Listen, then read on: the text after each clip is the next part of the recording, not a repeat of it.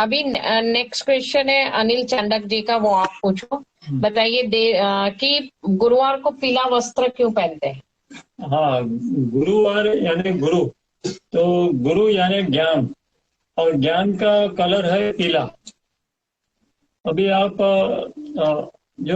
हमारे चक्र है, तो उसमें जो विद्योर है, उसमें जो तीसरा चक्र है वो क्या है?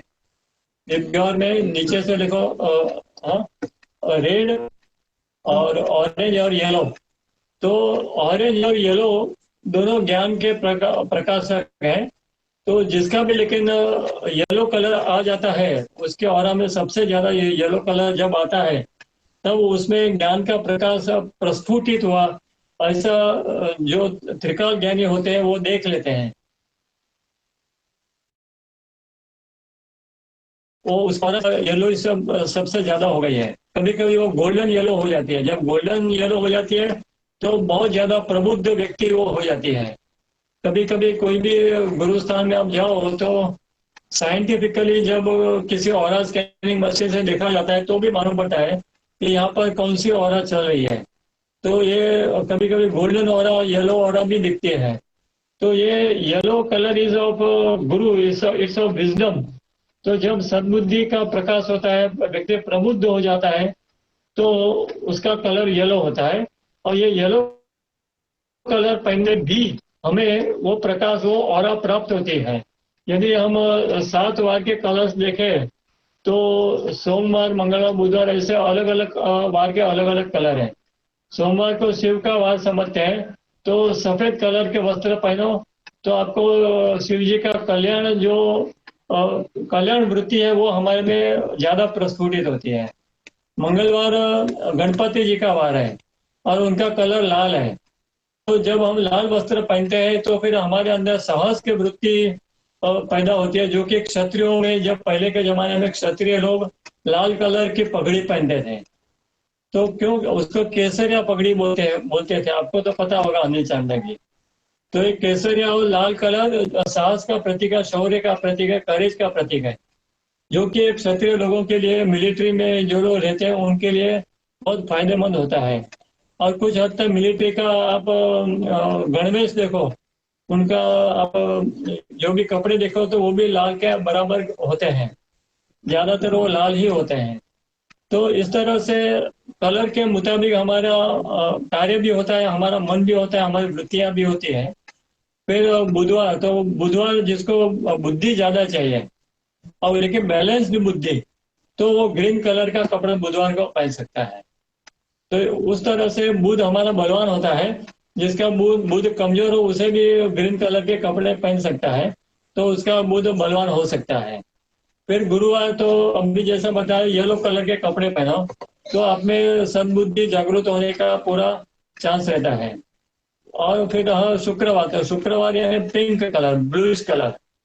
तो जब जैसे कि स्काई कलर है ना, स्काई कलर, तो इस तरह का कलर का कपड़ा पहनो, तो आपके अंदर संगीत और रोमांस और कला वृत्ति, कलाकार वृत्ति जागृत होती है। जैसे कि आपने देखा होगा कि पूरे वर्ल्ड में जो भी पिक्चर्स यानी मूवीज रिलीज होते हैं, तो ज्यादातर कंट्रीज में फ्राइडे को यानी कि शुक्रवार को ही रिलीज होते हैं। तो ये भी कुदरती रूप से ही हुआ है ना। कोई भी मनुष्य को आप पूछोगे कि इसका कारण क्या है, तो वो नहीं बता पाया, क्योंकि नॉर्मली तो लोगों को जो ऑफ होता है वो वीकेंड में सैटरडे संडे ऑफ होता है। तो सैटरडे संडे को क्यों मूवी रिलीज नहीं होता, वो फ्राइडे फ्राइडे को ही होता है। तो ये कुदरत करवाती है। सूक्ष्म रूप से ये बुद्धि भी कुदरत ने ही दी है कि वो ये शुक्र का कलावृत्ति यानी शुक्र के अंदर में आती है। तो वो कलावृत्ति के लिए यदि आप पिंक कलर के कपड़े पहनो, ब्लूइश कलर के कपड़े पहनो, तो आप में वो कलावृत्ति ज्यादा जागृत होगी। लेकिन जरूरत से ज्यादा वो ये कपड़े भी नहीं पहनने चाहिए, नहीं तो आदमी ज्यादा रोमांटिक हो जाएगा तो दूसरी तरफ भी चला जा सकता है। अरे एक दिन पहनो तो काफी है, रोज पहनना जरूरी नहीं है। इसके बाद शनि का कलर आता है। तो शनि के 2 कलर है, ब्लू और ब्लैक। तो शनिवार को हम ब्लू कलर पहनना ज्यादा पसंद कर सकते हैं, क्योंकि ब्लैक कलर नेगेटिविटी को ज्यादा एब्सॉर्ब करता है, और ब्लू कलर बैलेंस रहता है, वो ज्यादा नेगेटिविटी को एब्सॉर्ब नहीं करता, लेकिन हमें प्रफुल्लित रखता है, हमें शांत रखता है। जब हम अंदर से बहुत शांत हो जाते हैं, तो जैसे विष्णु भगवान का कलर क्या बताया, ब्लूइश कलर के दिखाते हैं। तो इस तरह से हमें ब्लू कलर से शांति प्राप्त होती है। यदि किसी का हाई हाई ब्लड प्रेशर होता है, तो उसको आप ब्लू कलर के आकाश के अंदर में सुला दो। पहले के जमाने में सोलेरियम बनते थे, जामनगर में भी एक सोलेरियम था और शायद अभी भी होगा। वैसे 7 कलर के कलर के कांच से रखे थे। तो जिसको जो भी रोग होता था उसको उस कलर के हिसाब से सुलाया जाता था, और वो रोगी ठीक भी हो जाते थे। उसके प्रमाण भी वहाँ पर फोटो के साथ वो लोग ने दिए थे। बहुत सालों पहले हम लोग जामनगर गए थे, तब मैंने खुद ने ये देखा हुआ था। और इसके बाद आता है रविवार। तो रविवार का कलर कौन सा है कि वो भी आदित्य यानी विष्णु यानी ज्ञान के बढ़ते हैं, उसके लिए ये orange colour, golden colour, yellow colour ये पहनना जरूरी है। ठीक है। और दूसरा ऑरा बॉडी साइंस, जैसे उन्होंने साइंस ये कहता है कि किरीजन फोटोग्राफी से अगर आप ऑरा बॉडी की फोटोग्राफ लो, तो कोई भी डिसीज फिजिकल लेवल पे मैनिफेस्ट होने वाला हो तो वो 1.5 ईयर बिफोर ऑरा बॉडी पे रिफ्लेक्ट हो जाता है। तो aura body is composed of one thought, actions, emotions and attitude. तो अरे वो 1.5 साल का पीरियड वार्निंग पीरियड होता है। अगर इंसान अपनी एटीट्यूड सुधारे, अपने कर्म सुधारे, तो हो सकता है वो 1.5 साल के बाद फिजिकल लेवल पर मैनिफेस्ट होने वाला डिसीज वो एलिमिनेट हो सकता है, या तो उसको कम भी कर सकते हैं। ये ऑरा बॉडी रिसर्च करने वालों ने खुद ही बताया था कि कुछ अरसे पहले ही ऑरा बॉडी में एनर्जी डिप्लीट होनी शुरू हो जाती है। तुम्हें वो ऑरा बॉडी रीडिंग से मालूम पड़ता है कि ये पर्टिकुलर अंग का रोग इस व्यक्ति को आगे चल के हो सकता है, क्योंकि उसकी एनर्जी वो डिप्लीट हो रही है। तो everything is based on attitude. आप कोई इसीलिए एटीट्यूड के अनुसार ही आप कलर पसंद करोगे कि आज आपका मूड कौन सा है, उस हिसाब से अकॉर्डिंगली। और जो कलर पहनते हैं कभी कभी उसका भी रिफ्लेक्शन मूड पे आता है।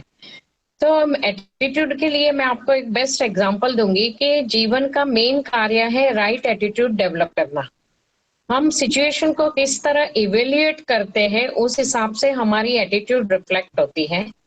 एक टेम्पल बन रहा था और मजदूर वहां काम कर रहे थे और पत्थर तोड़ने का काम चल रहा था।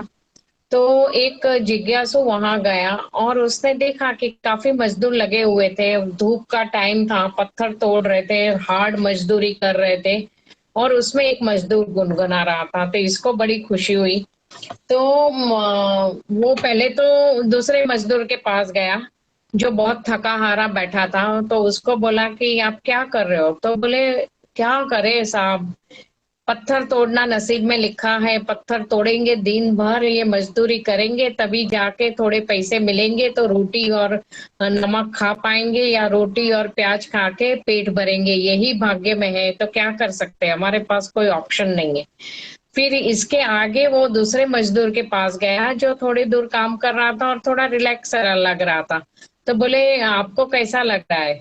तो बोले शुक्र है मंदिर का काम चालू है, काम तो मिल रहा है, इसलिए हमें रोटी खाने को मिल रही है। अगर ऐसे मंदिर, हम तो प्रार्थना करते हैं ऐसे मंदिर और काम काज चलते रहे, हमें और रोजी रोटी भी रहे, तो वो थोड़ा प्रसन्न था।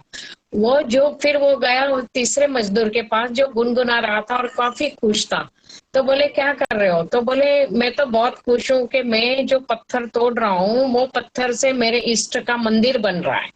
तो तीनों मजदूर पत्थर तोड़ रहे हैं, पर एक अपने भाग्य को दोष दे रहा है, दूसरा शुक्राना कर रहा है कि इससे मुझे रोजी रोटी मिल रही है, और तीसरा शुक्राना कर रहा है कि मुझे, मैं जो इष्ट को मानता हूँ उस मंदिर को बनाने में मेरा सहयोग मिल रहा है।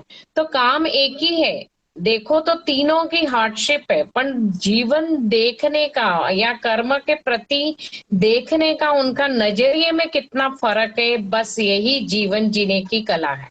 कि जीवन जीने का नजरिया हमारा बदल जाए तो हमें प्रत्येक पल आने वाली हर एक चैलेंज हमें लगेगा कि हमारे डेवलपमेंट के लिए है, तो हम उससे निराश ना होकर उसमें से मार्ग निकालने की कोशिश करेंगे और उस दौरान हम जीवन का आनंद ले पाएंगे। तो आशा जी का जो प्रश्न था हाउ यूनिवर्स सपोर्ट अस, उसमें एक और एग्जांपल देना चाहूंगी कि एक बार एक यंग बच्चा सोक्रेटिस के पास गया। सोक्रेटिस बहुत बड़े फिलोसोफर हो गए और उसने बोला कि मैं इतनी कोशिश कर रहा हूँ पर अभी तक मुझे सक्सेस क्यों नहीं मिली, आप तो हमेशा सिखाते हो सच्चे मन से पुरुषार्थ करो तो सक्सेस आती है। तो सोक्रेटिस ने बोला तू सच्चे मन से पुरुषार्थ कर रहा है? अरे बोले आप पूछो मत मैं कितनी मेहनत कर रहा हूँ। तो सोक्रेटिस बोले ठीक है, कल ऐसा कर सुबह आ जाना मेरे साथ, हम मॉर्निंग वॉक पे चलेंगे और फिर इस पॉइंट पे डिस्कस करते हैं। तो दूसरे दिन वो लड़का सोक्रेटिस के पास पहुंच गया। सोक्रेटिस उसको लेके मॉर्निंग वॉक पे निकल गए।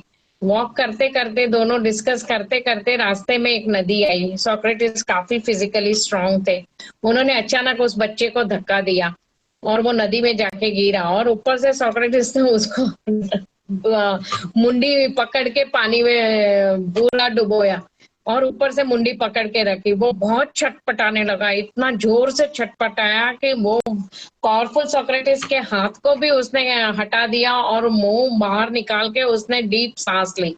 सोक्रेटिस ने भी उसको सांस लेने दी।